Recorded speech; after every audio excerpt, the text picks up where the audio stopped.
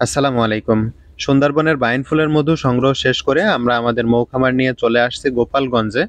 এখন থেকে প্রায় ৩ থেকে ৪ মাস আর কোনো মধু পাওয়া যাবে না আমাদের এই মৌ কলোনিগুলা থেকে। এই সময়ে তাদেরকে বাঁচিয়ে রাখা এবং তাদের বংশ বিস্তার করার জন্য কৃত্রিমভাবে খাবার দিতে হয়। তার মানে বলা যায় মধুর এখন পুরোপুরি অফ সিজন চলতেছে। প্রতিনিয়ত এখন ঝড় বৃষ্টি। এই অফ সিজনে মৌমাছিগুলোকে একটু বেশি পর্যবেক্ষণ করতে হয় যাতে তারা কোনো প্রকার রোগে আক্রান্ত না হয় এবং দ্রুত বংশ বিস্তার করে মৌ কলোনি বাড়ানো যায়। এখন আমাদের যত বেশি মৌ কলোনি বাড়বে, মধুর সিজনে তত বেশি মধু আমরা এই মৌ কলোনি থেকে পাবো ইনশাআল্লাহ।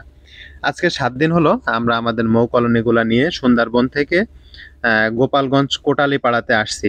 এখানে বিলে অনেক শাপলা বা অন্যান্য ফুল থাকে।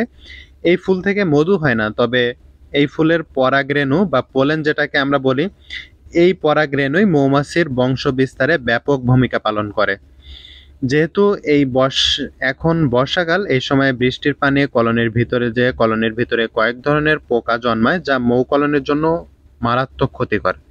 আর সেই ক্ষতিকর পোকা ও জীবাণু নষ্ট করার জন্য মৌ কলোনিগুলো এক এক করে আমরা এক ধরনের পাউডার দিয়ে গ্যাসের আগুনে পুড়িয়ে নিচ্ছিলাম, যাতে করে এই পোকাগুলো এবং জীবাণু পুরোপুরিভাবে নষ্ট হয়ে যায় এবং আমাদের মৌ কলোনিগুলো ভালো থাকে।